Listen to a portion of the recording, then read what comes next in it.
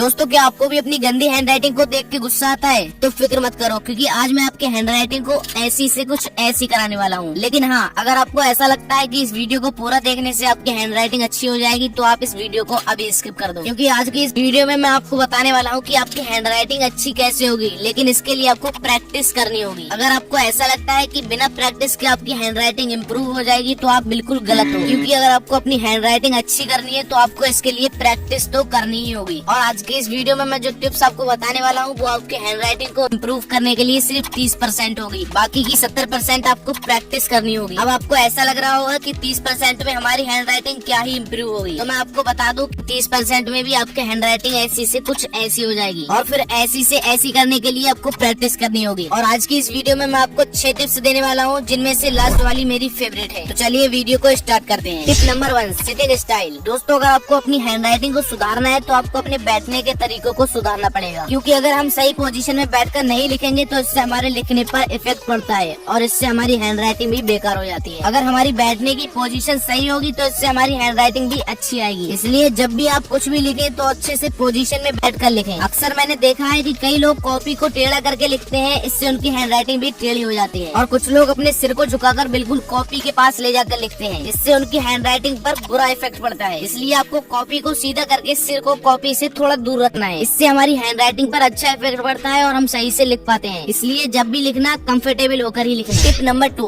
Practice daily. किसी भी skill की तरह हैंडराइटिंग इम्प्रूव करने के लिए कंटिन्यू प्रैक्टिस बहुत जरूरी है। अगर आपको अपनी हैंडराइटिंग सुधारनी है, तो आपको डेली एक पेज लिखना है और आपको उस एक पेज को लिखते समय एक एक शब्द को ध्यान से लिखना है। और हाँ, आपको उस पेज पर जल्दी जल्दी नहीं, बिल्कुल धीरे धीरे लिखना है। अगर आप जल्दी जल्दी लिखोगे, तो आपकी हैंडराइटिंग अच्छी नहीं आएगी और आप गुस्से में आ जाओगे और उस पेज को फाड़ दोगे। और अगर आप धीरे धीरे लिखोगे, तो आपकी उंगलियां पेन पर अच्छे से परफेक्ट हो जाएंगी और इससे आपकी हैंडराइटिंग भी इम्प्रूव होगी। ऐसे ही आपको हर दिन 30 दिन तक ऐसा करना होगा और 31वें दिन आपकी हैंडराइटिंग खुद ब खुद अच्छी होगी। क्योंकि 30 दिन रोज प्रैक्टिस करने से आपकी अच्छी लिखने की आदत हो जाएगी और आपकी हैंडराइटिंग भी इम्प्रूव होने लगेगी। इसलिए रोज 30 दिन तक 1 घंटा लिखने की प्रैक्टिस जरूर करना। Tip number 3, work only one pen. अगर आपको अपनी हैंडराइटिंग सुधारना है, तो इसके लिए आपको एक ही पेन को चूज करना होगा। अगर आप पेन को बार बार बदलोगे, तो आपकी हैंडराइटिंग डिफरेंस दिखने लगेगी, जिससे आपकी हैंडराइटिंग बोरिंग लगेगी। मैं आपको एग्जाम्पल देकर समझाता हूँ। देखो, अगर आपने शुरुआत में ये वाली पेन यूज की और इसकी स्याही खत्म हो गई, तो आपको स्टोर पर या दुकान पर जाकर सेम यही वाली पेन लाना है। अगर आपने कोई दूसरी पेन यूज की, तो आपकी हैंडराइटिंग बोरिंग हो जाएगी। इसलिए आपको एक ही पेन चूज करना है। आपको ऐसी पेन खरीदना है जिसे हाथ में पकड़ने में आसानी हो। अगर आपको मोटी पेन पकड़ने में ज्यादा कंफर्टेबल फील होता है, तो आप मोटी पेन लो। और अगर आपको पतली पेन पकड़ने में ज्यादा कंफर्टेबल फील होता है, तो आप पतली पेन लो। अगर आप नॉर्मल यूज करना चाहते हो, तो नॉर्मल पेन ही लो। आपको ऐसी पेन यूज करना है जो आपकी उंगलियों में एकदम परफेक्ट हो, जिससे आपको कंफर्टेबल फील होगा और आप अच्छे से लिख पाओगे। अगर बात हो मेरी कि मैं कौन सी पेन यूज करता हूँ लिखने के लिए, तो मैं यूज करता हूँ एल्कोस बेटर पेन, जो कि 5 या 10 रुपए में आपको किसी भी जनरल स्टोर या किसी दुकान पर मिल जाएगी। वहाँ से आप ले सकते हो। और मैं तो आपको यही सजेस्ट करूंगा कि आप उसी पेन को यूज करें जो आपके हाथ में परफेक्ट हो। Number 4, focus on your grip. अगर आपको अच्छी हैंडराइटिंग चाहिए, तो आपको पेन को आराम से पकड़ना होगा। अगर आप पेन को कस के पकड़ते हो, तो इससे 2 नुकसान होते हैं। एक तो हाथ जल्दी दर्द करने लगता है, और दूसरा, जब हम पेन को टाइट पकड़ते हैं, तो हमारी लिखावट अगले पेज पर दिखने लगती है, जिससे अगला पेज भी खराब हो जाता है। इसलिए आप जब भी लिखो, तो अपनी पेन को ज्यादा कसा हुआ मत पकड़ो, ताकि इस पेज की राइटिंग दूसरे पेज पर दिखाई ना दे। Tip number 5, control your speed. अपनी लिखने की स्पीड को धीमा करने से हर एक स्ट्रोक पर बेटर कंट्रोल हो सकता है। अक्सर जब हम हड़बड़ी में होते हैं, तो हम जल्दी जल्दी लिखते हैं, इससे हमारी राइटिंग भी खराब हो जाती है, जिससे उसे देखने में काफी बोरिंग फील होता है। इसलिए जब भी लिखो, धीरे धीरे ही लिखो,